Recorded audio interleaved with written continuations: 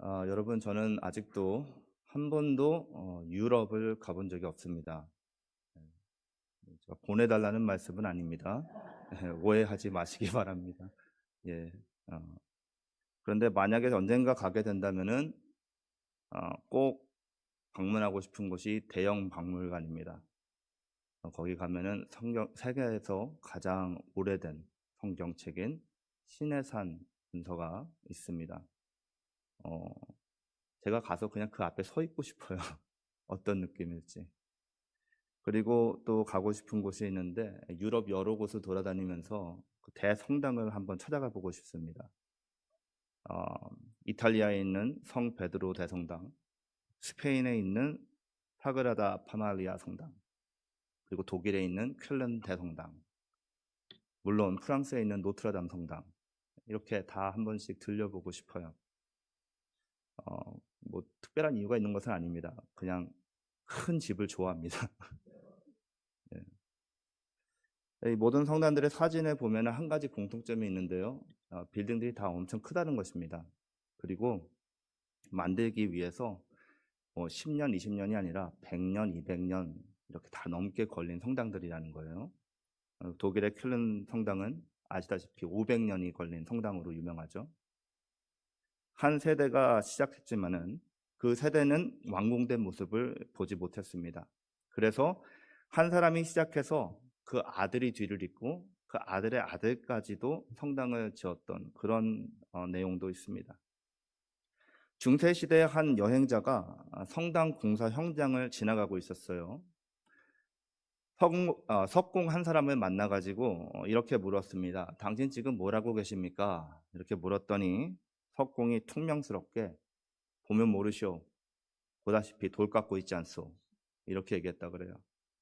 여행자가 조금 더 가서 다른 석공을 만났습니다. 그 석공을 만나서 또 질문했어요. 똑같은 질문입니다. 뭐 하고 계십니까? 그랬더니 이번에 이 석공은 제가 벽을 쌓으려고 지금 준비 중입니다. 이렇게 얘기했대요. 그렇게 계속 길을 가다가 여행자가 또 다른 석공을 만났습니다. 같은 질문을 했어요. 그런데 이번에 석공은 얼굴에 미소를 띠면서 저는 하나님께 드릴 위대한 성당을 짓고 있습니다. 이렇게 대답했다는 거죠. 여러분 생각해 보세요. 세 사람이 다 똑같은 일을 하고 있습니다.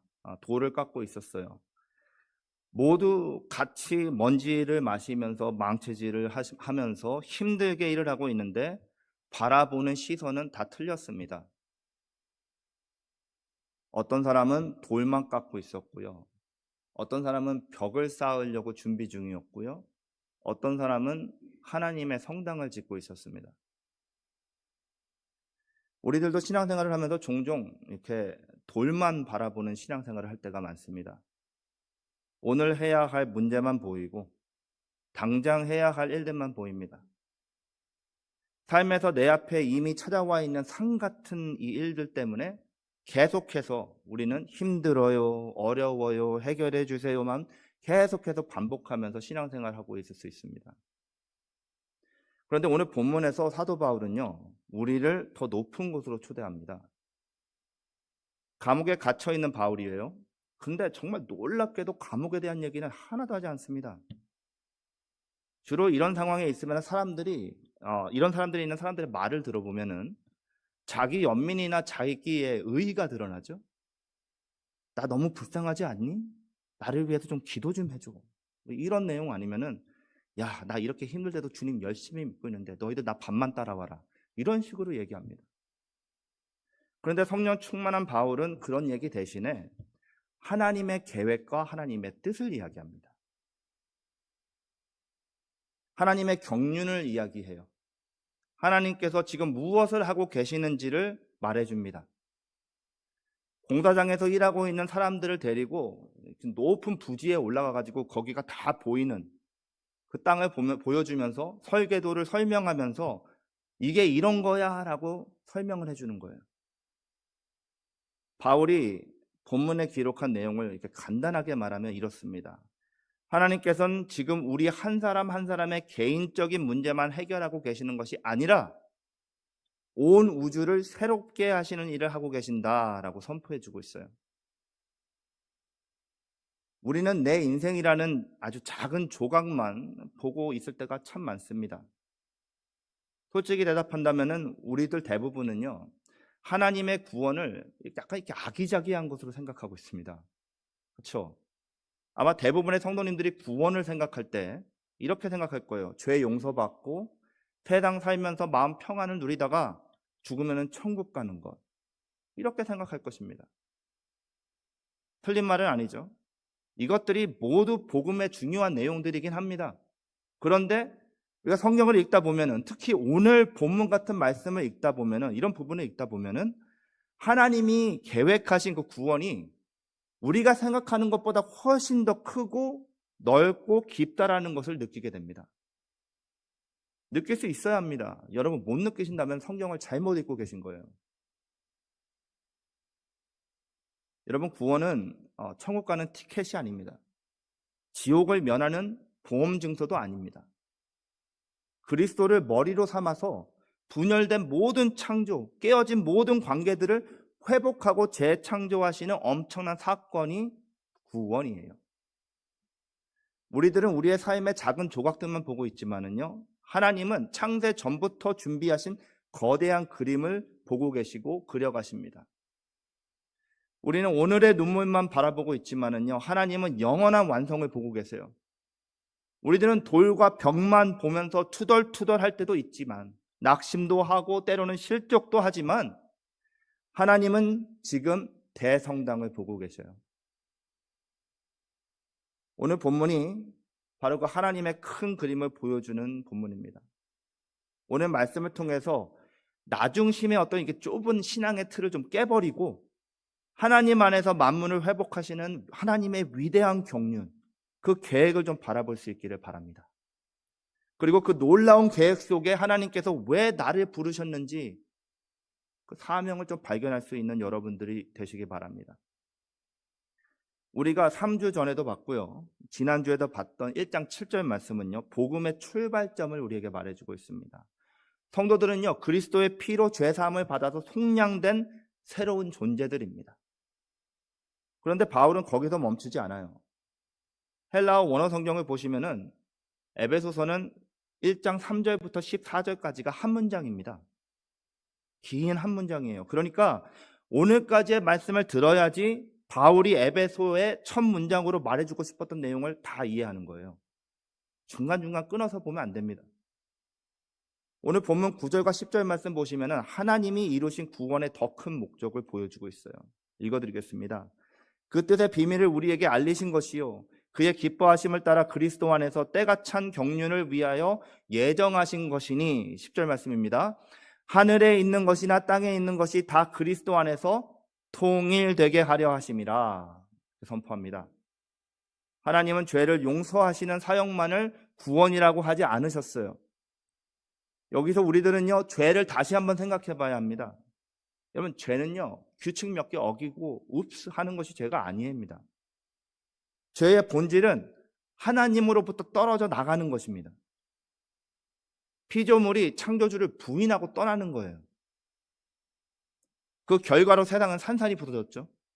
하나님과의 관계가 깨졌고, 사람과 사람 사이의 관계도 무너졌고, 인간의 내면도 다 깨져버렸고, 우리는 우리 스스로하고도 평화롭지가 않아요.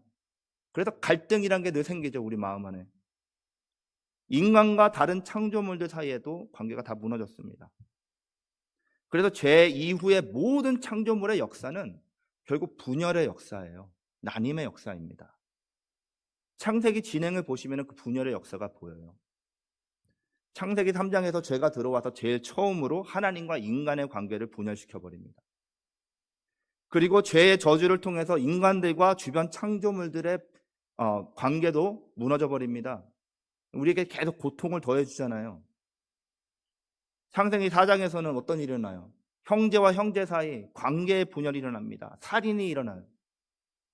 창세기 11장에서는 바벨탑 사건을 통해서 어떤 일이 일어나죠? 민족과 민족이 분열합니다. 시기하고 질투하고 서로 싸우고 전쟁합니다.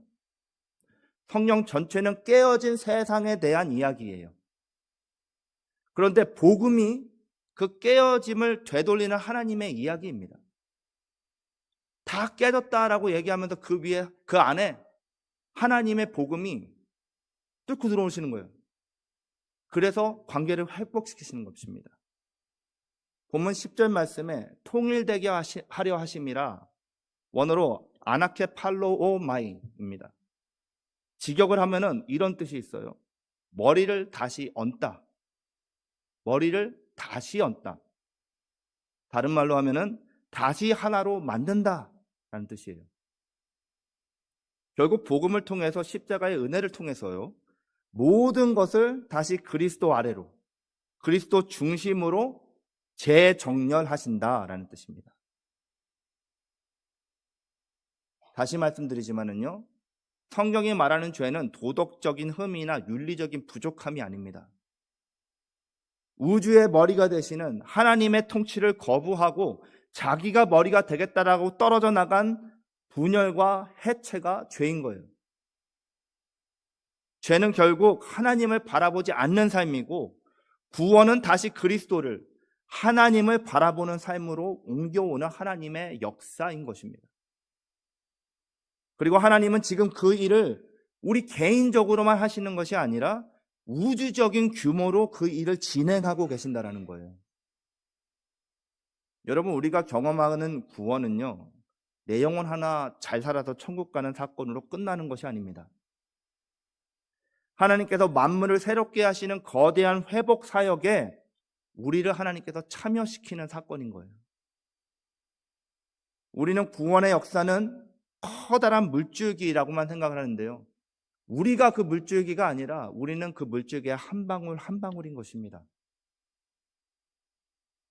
수천 수만 개의 깨진 유리 파편들을 생각해 보세요. 각각으로 있을 때는 서로 상처 주고 찌르고 찢을 수 있는 흉기가 될 수 있습니다. 서로 아프게 할 수 있어요.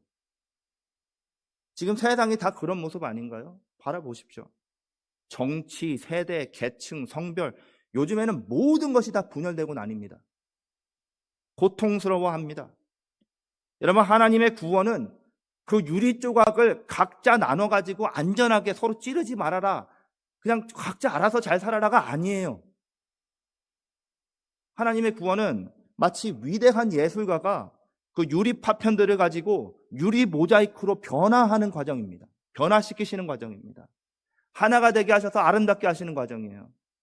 원래 하나님께서 그리신 그 작정하신 경륜대로 그리스도를 중심으로 다시 모으셔서 무너진 창조가 걸작으로 거듭나게 하는 것이 구원입니다. 요즘 우리들의 시선이 자꾸만 눈앞에 있는 문제에만 이렇게 쏠려 있다면, 내 문제, 내 가족의 문제, 내 아픔, 내 필요, 내 원하는 것에만 머물러 있다면은 오늘 하나님께서 본문을 통해 우리의 시선을 다시 돌리셔서 하나님이 지금 하시고 계신 구원을 바라볼 수 있는 믿음의 눈이 생길 수 있기를 바라요. 하나님은 지금도 일하십니다. 내가 이해하지 못하는 순간에도, 내 계획이 무너진 것처럼 보이는 그 순간에도 하나님은 그리스도 안에서 만물을 회복하시는 일을 멈추지 않으십니다. 이제 환경이나 조건만을 보시고 낙심하지 마세요. 우리의 삶을 향한 하나님의 계획을 신뢰하시는 여러분들 되시기 바랍니다. 하나님의 구원의 역사를 신뢰할 때 우리를 불안해서 믿음으로, 염려해서 소망으로 이끌어 주실 것을 여러분들 믿으시기 바랍니다. 그렇다면 하나님께서 그리스도 안에서 만물을 회복하시는 그 사역이 어디에서 가장 먼저 실현되는가를 좀 봤으면 좋겠습니다. 마지막 날에 새 하늘과 새 땅이 임할 때 그때 가서 볼 수 있는 것이 회복이라고 생각하시는 분들도 계세요. 그래서 이 땅에서는 그냥 힘들고 어렵고 계속 아프고 고통받고 어딜 가나 막 그러다가 천국 가서 위로받는 것이지 라고 생각하시는 분들도 계십니다. 근데 아니에요. 하나님은 우리에게 맛보여 주시고 싶어 하십니다. 천국 오면은 이런 거야. 근데 이런 것보다 100배, 1000배 좋아. 하나님은 맛보여 주고 싶어 하세요. 건축가들이 건축물을 짓기 전에 모형을 짓잖아요. 이렇게 아름다운 게 들어섭니다 라고 막 자랑하지 않습니까? 그런 게 있어요. 하나님께서도 완전한 회복을 맛볼 수 있는 모형을 우리에게 보여주시는데, 그것이 어디냐? 교회입니다. 하나님께서는 교회를 통해 앞으로 이루실 하나님의 나라를 미리 보여주시기 원하세요. 사도 바울이 에베소서를 쓸 당시에 에베소 교회는요, 유대인들과 이방인들이 한 교회 안에서 함께 신앙생활을 하고 있었습니다. 이 말이 우리들에게는 별로 놀랍질 않아요. 다 그런 거 아닌가? 우리가 다 이방인들인데, 이렇게 생각하실 분도 계시지만은 당시로서는 엄청난 충격이었습니다. 여러분, 유대인들과 이방인들의 관계는요, 지금 우리들이 상상하는 것보다 훨씬 더 적대감이 아주 깊어요. 일단 사용하는 언어도 틀리고요, 문화도 그렇게 같지 않았습니다. 생활 방식이 완전히 달랐죠. 무엇보다 서로를 향한 편견이 깊었습니다. 유대인들은 자신들을 선택받은 백성이다라고 생각했고, 이방인들은 부정한 사람들로 생각했어요. 그런데 반대로 이방인들은 유대인들을 배타적인 이상한 민족이라고 생각하고요, 또 지배받는 민족이 뭐 이렇게 허리도 안 굽히고 목도 안 굽히고 이런 식으로 생각했다라는 거죠. 그런데 십자가가 세워진 이후에 예수님께서 복음을 전하시고 십자가에서 돌아가시고 부활하시고 승천하신 이후에 그들이 한 공간에 함께 모여서 예배해야 하는 이유가 생긴 거예요. 함께 기도하고 함께 성찬에 참여하기 시작한 것입니다. 그전에는 밥을 같이 먹는 것을 떠나서 같은 집에 들어가 있고도 싫어하는 사람들이 이제는 예수님 안에서 십자가 밑에서 하나가 될 수 있는 이유를, 그 목적과 이유를 찾았던 것이에요.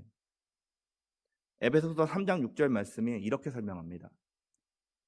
띄워주시기 바랍니다.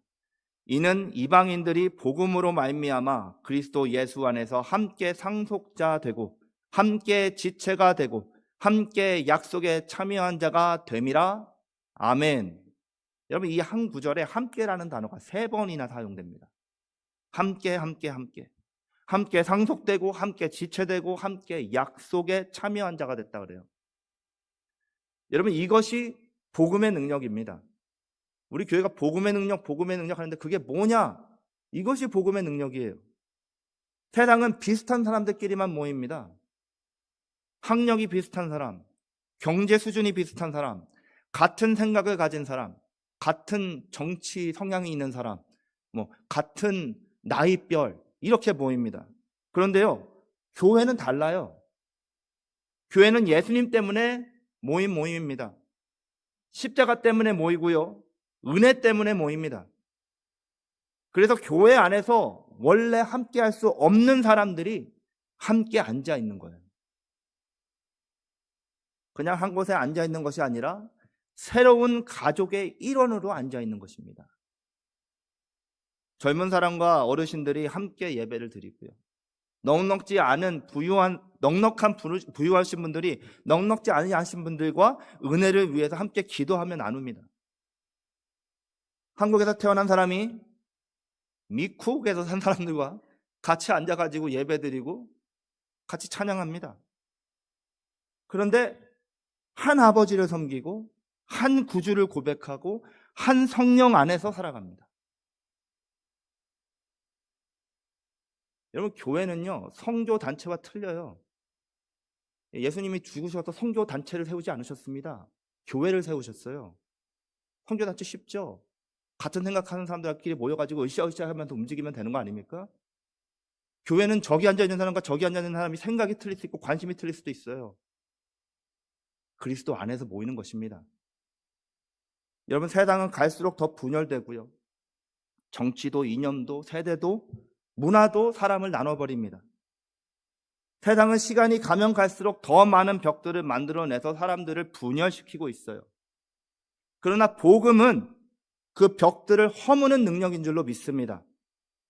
우리를 분열시키는 그 어떤 것도 그 능력 앞에서 다 무너져 버립니다. 예수님께서 십자가에서 하나님과 인간 사이의 벽만 무너진 것이 아니라 사람과 사람 사이의 벽도 허무셨어요. 에베소서 2장 14절 말씀입니다. 그는 우리의 화평이신지라 둘로 하나를 만드사 원수된 것 곧 중간에 막힌 담을 자기 육체로 허시고. 아멘. 예수님은 화평을 가르치신 분이 아니라 예수님 자신이 우리의 화평이 되시는 분이십니다. 십자가는 적대감을 끝내고 하나님의 방법으로 하나 되게 하시는 예수 그리스도의 교회는요, 바로 그런 화평의 증거가 되는 공동체입니다. 그러므로 교회는 완벽한 사람들이 모인 곳이 아니라, 서로 사랑하기 쉬운 사람들이 모이는 곳이 아니라, 서로 다른 사람들이 예수님 때문에 함께 살아가는 기적의 공동체인 것이에요. 그래서 교회의 진짜 능력은요, 건물 크기에 있는 것이 아닙니다. 프로그램이 많다고 해서 교회가 건강한 것도 아닙니다. 재정 규모와 출석 인원이, 그 숫자, 교회의 능력하고는 아무 상관이 없습니다. 십자가가 만들어낸 그 회복이 있는가를 봐야 합니다. 왜냐하면 세상은요, 그것을 흉내낼 수도 없기 때문이에요. 하나님과 상관없고 서로와 상관이 전혀 없는 사람들이 그리스도 안에서 하나가 되는 모습이 교회의 참 모습이신 것을 믿으시기 바랍니다. 우리의 개인들에게도요, 예수님 아니면은 절대로 같이 할 수 없는 사람들이 이 자리에 있을 수 있습니다. 주여. 어떤 이념도, 어떤 법도, 교육도 하나로 만들 수 없는 것을 오직 복음으로만 하나가 되게 할 수 있습니다. 그리고 하나님은 바로 그 모습을 통해서 앞으로 완성될 하나님의 나라를 세상에 보여주고 계신 거예요. 너희가 서로 사랑하면은 너희가 내 제자인 것을 세상이 알리라.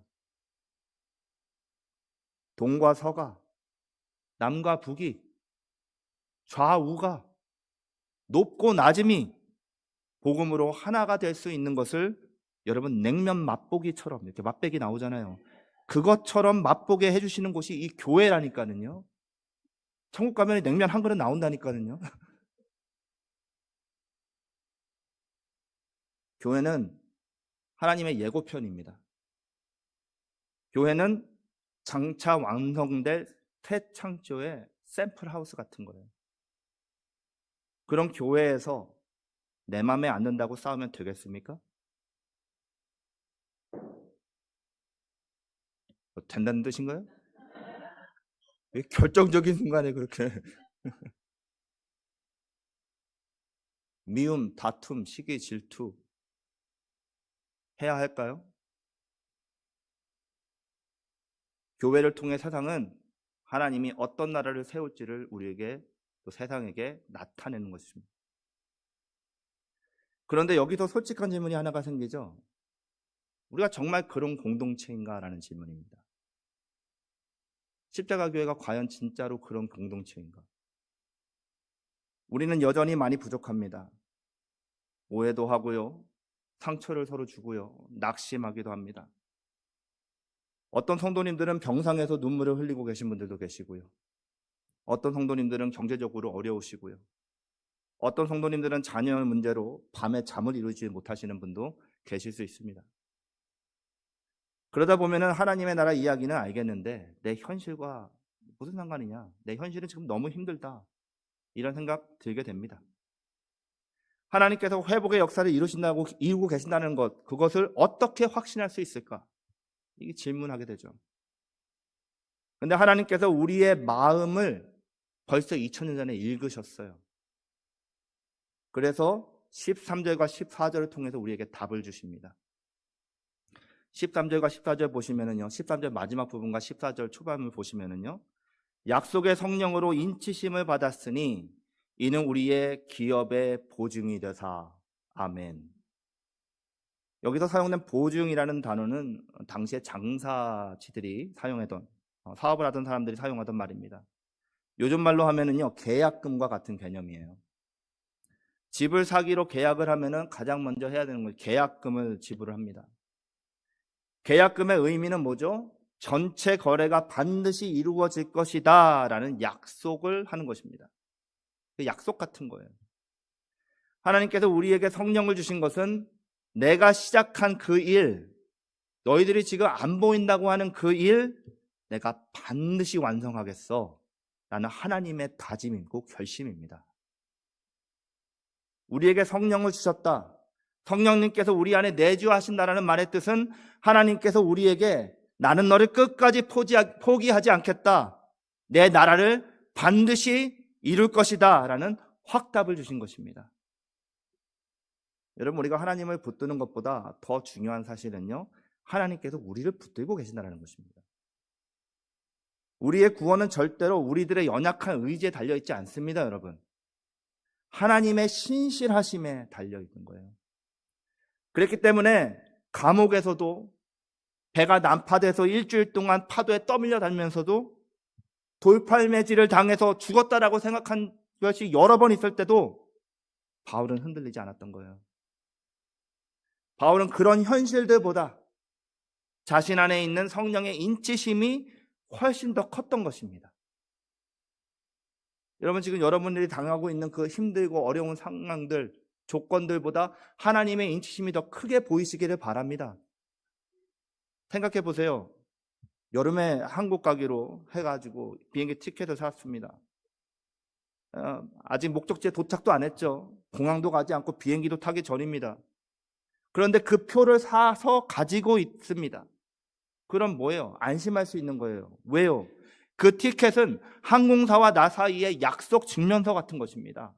그 티켓에 써 있는 그날 그 시에 시택에 가가지고 있으면은 비행기 타고 인천까지 데려다 주겠다라는 약속 증서예요. 마찬가지입니다. 우리는 아직 천국에 도착하지 않았습니다. 새하늘과 새 땅 아직 보지 못했어요. 그런데 하나님은 이미 성령님을 주셨습니다. 성령님은 하나님 나라의 티켓이라는 것이 아니라 보증이십니다. 그래서 성도는 현실만 바라보고 살아가는 사람들이 아니라 약속을 붙들고 살아가는 사람들입니다. 그렇다면 성령의 인치심을 받은 사람은 어떻게 살아가야 할까요?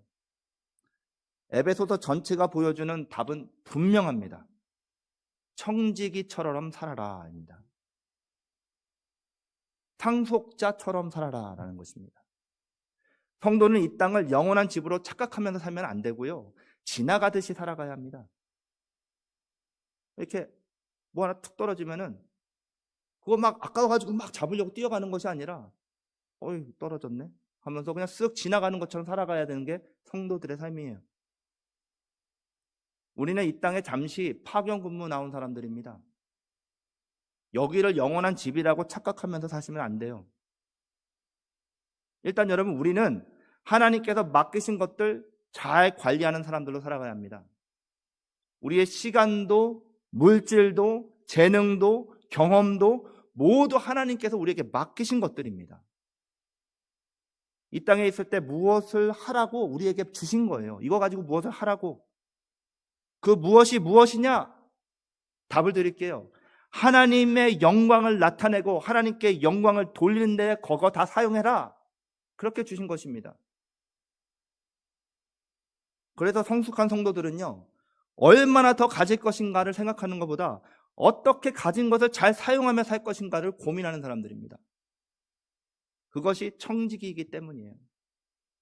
우리는 소유주들이 아닙니다. 예수님께서 보여주신 삶도 마찬가지입니다, 여러분. 예수님은 움켜쥐지 않으셨어요. 흘려보내셨습니다. 자신의 시간과 자신의 사랑과 자신의 생명을 내어주시고 흘려보내셨어요. 그리고 십자가를 통해서 세상을 살리셨습니다. 성령님께서는 오늘도 우리를 그 길로 초대하시는 거예요. 여러분, 제자의 길 뭡니까? 그 길 가자는 거예요. 우리 교회가 십자가 교회잖아요. 십자가 지고선 주님 따라가는 교회. 그거 하자는 것입니다. 받기 위해서, 축적하기 위해서, 자신만을 위해서 사는 것이 아니라 나누고 흘려보내고 하나님의 나라를 위해서 삶을 살아가는 그런 길로 인도하시는 분이 성령님이신 거예요. 그것이 바로 성령의 사람이 살아가야 하는 모습인 것입니다. 성령은 우리를 현실에서 도피하게 하지 않으시고요, 오히려 현실 속에서 하나님의 나라를 살아내게 하시는 분이십니다. 이것이 근데 정말로 힘들고 어려워요. 쉬우면은 누구나 하겠죠. 정말로 힘들고 어려워요. 여러분, 내 맘대로 살고 싶은데 못 살게 방해하는 것들이 많아서 힘든 거, 그래가지고 인생이 광야다, 이런 게 아니란 말이에요. 그런 힘듦은 유치한 힘든 거죠. 성령의 사람으로서 복음의 능력을 통해 이 타락한 세상 속에서 하나님의 나라의 삶을 살아가는 것, 이렇게 주님의 영광을 위해서 치열하게 살면서 우와, 이 죄 많은 세상 주님 뜻대로 살고 싶은데 너무 힘들구나. 마라나타, 주님 어서 오시옵소서. 방해 안 받고 주님만 찬양하면서 살고 싶습니다. 이렇게 고백하면서 사는 것이 정말로 멋진 성도의 삶입니다. 사는 게 어렵고 귀찮고 몸도 아프고 내 맘대로 하고 싶은데 에이, 주님 빨리 오세요. 이건 믿음의 고백이 아니라 신세 한탄이에요. 여러분, 신세 한탄을 믿음의 고백으로 착각하지 마십시오. 성령님은 우리를 현실에서 도피하게 하지 않으십니다. 현실 속에서 하나님의 나라를 살아가게 하십니다. 아직 완성되지 않은 이 세상 속에서 완성된 나라를 꿈꾸면서 바라보게 하시는 거예요. 그래서 우리는 불완전한 자신과 교회를 바라보면서 낙심하거나 포기하지 않습니다. 우리는 계속 사랑하고 우리는 계속 섬겨야 합니다. 성령님께서 우리 안에 계시기 때문에 계속 살아내야 합니다. 성령님은 하나님께서 약속하신 것을 반드시 이루실 것이라는 살아있는 보증인 것을 항상 기억하는 여러분들 되시기 바랍니다. 여러분, 쇼생크 리뎀션이라는 영화가 있습니다. 한글로 하면은 쇼생크 탈출인데요. IMDb라는 영화 정보 공식 사이트에서 역대 영화 순위 1위인 영화입니다. 저는 고등학교 때 봤는데요. 주인공의 이름이 앤디입니다. 은행의 부지점장이었어요. 그런데 억울하게 누명을 쓰고 감옥에 갇히게 됩니다. 영화 제목이 말해주는 것처럼 그 감옥을 탈출하는 내용이 영화의 내용입니다. 그런데 탈출하는 방법이 이 벽을 타고 순식간에 뛰어넘어간다거나 쉬운 방법을 사용하지 않아요. 그 사람이 앤디가 20년을 감옥에서 사는데 9년 동안 조금씩 땅굴을 파서 탈출해서 성공합니다. 한 달이 지나고 1년이 되고 9년이 지나는 동안 겉보기에는 아무 일도 일어나는 것 같지 않습니다. 감옥은 여전히 감옥이고 벽은 여전히 높아요. 상황이 달라진 것은 하나도 없습니다. 그런데 아무도 모르는 곳에서 앤디는 조금씩 벽을 파고 매일 산책을 나가서 그 판 흙을 갖다가 버립니다. 9년을 해요. 눈에 띄지 않을 만큼만, 변화가 없어 보이는 만큼만, 아무 진전이 없는 것처럼 보일 만큼만 팝니다. 그런데 어느 날 점호라 그러나요? 감옥에서 하는 걸 뭐라 그러나요? 하여튼 불러놓고 줄 세워가지고 하는 거 있잖아요. 그걸 하는데 앤디가 보이지 않습니다. 어느 날 갑자기 앤디가 보이질 않아요. 작은 망치질이 모여서 자유로 가는 길을 만들어낸 거예요. 여러분, 우리의 신앙생활도 구원을 얘기하는 것이 아닙니다. 신앙의 생활도 비슷할 때가 있습니다. 기도해도 달라지지 않아요. 섬겨도 변화되는 것들이 없는 것 같이 보여요. 눈물로 버티고 있지만은 현실은 그대로이고, 낙심하지 않으려고 몸부림치지만 마음은 무너져 내립니다. 그런데요, 하나님은 보이지 않는 곳에서 일하고 계십니다. 우리는 오늘 한 조각만 보고 있지만 하나님은 완성된 그림을 보고 계십니다. 우리에게는 현재의 눈물만 보이지만 하나님은 장차 나타날 영광을 보고 계시고요. 우리들에게는 먼지 날리는 그런 공사 현장이 보일 수 있지만은 하나님께서는 이미 완성된 주님의 영이 거하는 거룩한 성전을 보고 계십니다. 그래서 성도들은 환경 때문에 사는 사람들이 아니고 약속 때문에 사는 사람들이에요. 우리는 상황 때문에 보이는 대로 걸어가지 않습니다. 믿음의 눈으로 소망을 바라보면서 걸어가는 사람들입니다. 성령님께서 우리 안에 계십니다, 여러분. 하나님께서는 이미 보증금을 지불하셨어요. 하나님은 절대로 공사 중단하지 않으십니다. 교회를 포기하지 않으시고 우리를 포기하지 않으십니다. 하나님께서는 결국 그리스도 안에서 모든 것을 새롭게 하실 것입니다. 그러므로 오늘부터 시작되는 한 주도 믿음으로 걸어가세요. 넘어지시는 분들 계시다면은 그냥 일어서셔서 먼지 툭툭 털고 계속 가세요. 그것도 넘어졌다고 거기 서서 울고 불고 그러지 마시고 그냥 가세요. 사랑하시기 바랍니다. 섬기세요. 포기하지 마시기 바랍니다. 왜요? 하나님 작정에 따라서 경륜으로 쓰신 그 하나님의 이야기가 계속해서 쓰여지고 있기 때문입니다. 우리들의 이야기는 그 넘어진 그 자리에서 아직 끝나지 않았습니다. 우리의 마지막 모습은 우리가 쓰는 것이 아니라 하나님께서 쓰셨기 때문에 우린 걱정할 게 없어요.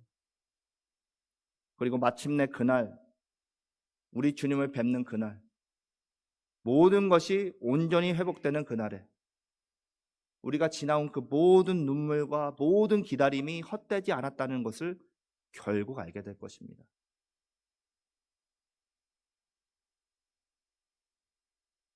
하나님께서 처음부터 끝까지 신실하게 일하고 계셨다는 것을 여러분들 우리가 알고 결국 영광을 돌리며 감사하는 그날이 될 것입니다. 그 영광의 날을 바라보면서 믿음으로 계속해서 순례의 길, 구원의 길을 걸어가는 예수 그리스도의 신실한 제자들, 하나님의 백성들, 하나님의 자녀들 될 수 있는 우리가 될 수 있기를 예수님의 이름으로 축원드립니다. 함께 기도하시겠습니다. 거룩하신 하나님 아버지, 오늘 우리의 눈을 들어 구원의 큰 그림을 보게 하시니 진심으로 감사드립니다. 내 문제만 보던 시선에서 벗어나서 그리스도 안에서 만물을 회복하시는 하나님의 계획을 바라보게 하여 주시옵소서. 주님, 우리의 신앙이 나 하나의 평안에 머물지 않게 하시고 하나님의 나라를 품게 하시며 우리 교회가 세상과 다른 공동체가 되게 하시고 십자가의 능력으로 하나 되는 교회가 되게 하여 주시옵소서. 상처를 품게 하시고 약한 자를 돌아보게 하시고 주님의 사랑을 흘려보내는 공동체가 될 수 있기를 간절히 기도드립니다. 주님, 우리 안에 성령님을 주시고 하나님의 자녀로 인쳐주심을 감사드립니다. 눈물의 날에도 고난의 시간에도 하나님께서 우리를 붙들고 계심을 잊지 않게 하여 주시옵소서. 보이는 현실보다 하나님의 약속을 더 신뢰하게 하시고 환경보다 주님을 바라보게 하시고 두려움보다 소망을 선택하게 하여 주시옵소서. 주님, 우리에게 맡기신 시간과 물질과 재능을 하나님 나라를 위해 사용하게 하시고 소유하는 사람보다는 흘려보내는 사람이 되게 하여 주시옵소서. 받는 사람보다는 섬기는 사람이 될 수 있게 하여 주시옵소서. 복되다는 것을 알게 하여 주시옵소서. 오늘도 믿음으로 걷게 하시고 오늘도 사랑하게 하시고 한 주간도 주님 안에서 충성되게 살게 하여 주시옵소서. 마침내 모든 것을 그리스도 안에서 하나 되게 하실 그날을 바라보며 끝까지 주님을 향한 믿음, 소망, 사랑을 지키게 하여 주시옵소서. 우리의 머리가 되시며 만물의 주가 되시는 예수 그리스도의 이름으로 기도드렸습니다. 아멘. 우리 함께 일어서서 주님 앞에